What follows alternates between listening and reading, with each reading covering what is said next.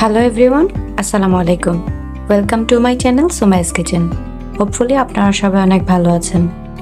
এই কোরবানির ঈদে আপনার গরুর ভুঁড়িটা ফ্রিজে জমিয়ে না রেখে একদম টাটকা টাটকা রান্না করে খাওয়ার জন্য আমার আজকের এই রেসিপি আপনাদের সাথে শেয়ার করলাম। আমার চ্যানেলে কিন্তু আমি ভুঁড়ির যে ক্লিনিং প্রসেস আছে সেটা অলরেডি আপলোড করে দিয়েছি। আপনাদের সুবিধার্থে আমি ডেসক্রিপশন বক্সে ওই ভিডিও লিঙ্কটা দিয়ে রাখবো, আপনাদের প্রয়োজন হলে দেখে নিতে পারবেন। এখানে আমি প্রথমে ভুঁড়িটা ভালো করে ক্লিন করে তারপর ছোট ছোট করে টুকরো করে নিয়েছি, আর এরপরে ফুটন্ত গরম পানি এর মধ্যে ঢেলে দিয়েছি। গরম পানি ঢালার পর এখানে বড় সাইজের দুটো লেবুর রস চিপে দিতে হবে। এতে করে ভুঁড়ির যে ব্যাড স্মেল আসার একটা ব্যাপার থাকে সেটা একদমই থাকবে না, আর ভুঁড়িটাও খুব সুন্দরভাবে ক্লিয়ার হয়ে যাবে।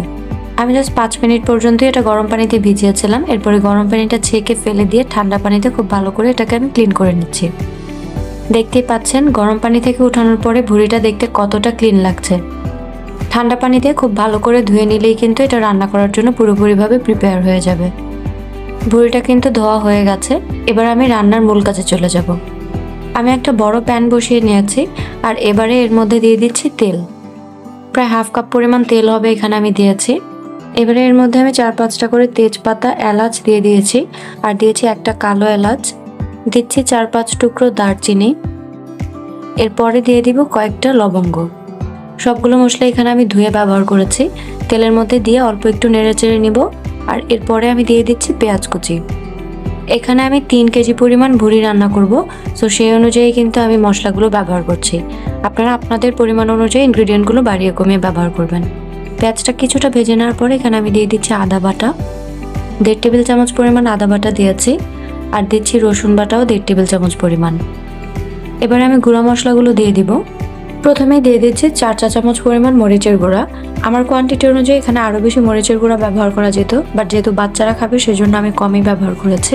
আপনারা কিন্তু আপনাদের প্রেফারেন্স অনুযায়ী অ্যাড করবেন।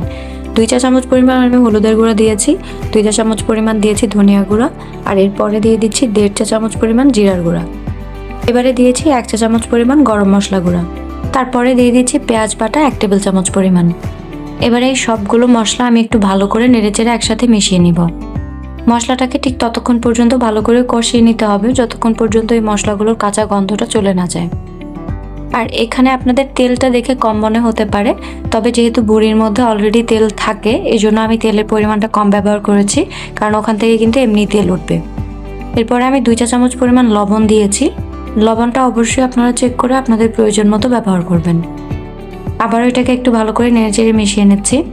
আর মশলা কষানোর সময় যদি মশলাটা পুড়ে যাচ্ছে বলে আপনার মনে হয় সেক্ষেত্রে সামান্য পরিমাণ পানি এখানে ব্যবহার করতে পারেন। দেখুন তেলটা কিন্তু পুরোপুরিভাবে ভেসে এসেছে, মশলাটা পুরোপুরি কষানো হয়ে গেছে। এ পর্যায়ে আমি ভুঁড়িগুলো দিয়ে দিচ্ছি। সবগুলো ভুঁড়ি আমি একসাথে দিয়ে দিয়েছি। এবার এগুলোকে খুব ভালো করে নেড়েচেড়ে প্রথমেই মিশিয়ে নেব।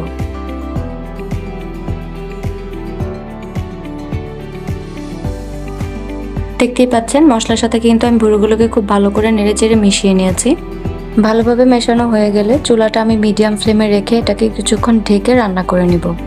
ঢাকনা দিয়ে ঢেকে দিচ্ছি যতক্ষণ না পর্যন্ত ভুঁড়িটা নিচ থেকে পানি ছেড়ে দিচ্ছে। প্রায় 8 থেকে 10 মিনিট পর আমি ঢাকনাটা তুলে নিচ্ছি। দেখুন ভুঁড়ি থেকে কিন্তু আপনা আপনি অনেকটাই পানি উঠে গেছে, আর এই পানির মধ্যে আমি এই ভুঁড়িটাকে পুরোপুরিভাবে কষিয়ে নিব। ভুঁড়িটা কষিয়ে নেওয়ার জন্য আলাদা করে কোনো পানি অ্যাড করার কিন্তু কোনো প্রয়োজন নেই। আমি একবার একটু নেড়ে দিয়েছি, তারপর আবারও ঢাকনা দিয়ে ঢেকে দিচ্ছি। আবার আমি 7 থেকে 8 মিনিট মিডিয়াম ফ্লেমে জাল করার পর ঢাকনা উঠিয়ে একটু নেড়ে দিচ্ছি। দেখতেই পাচ্ছেন এই অবস্থায় কিন্তু পানিটা অনেকটাই কমে গেছে। এ পর্যায়ে আমি দিয়ে দিচ্ছি কিছু আলু। মিডিয়াম সাইজের 3টা আলু আমি কিউব করে কেটে নিয়েছিলাম।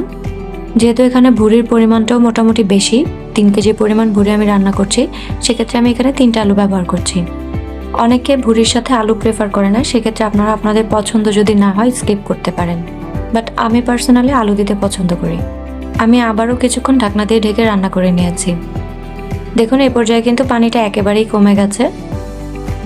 ভুঁড়ি আর আলুটাও কিন্তু এই পর্যায়ে 50% পর্যন্ত সেদ্ধ হয়ে গেছে। এ পর্যায়ে আমি ভুঁড়িটা পুরো রান্না করার জন্য দিয়ে দিব পানি। পানির পরিমাণটা কিন্তু আমি ভুঁড়ির সমান সমান রেখেছি। আপনারা খেয়াল করলেই বুঝতে পারবেন পানির পরিমাণটা ঠিক কতখানি দেওয়া হয়েছে।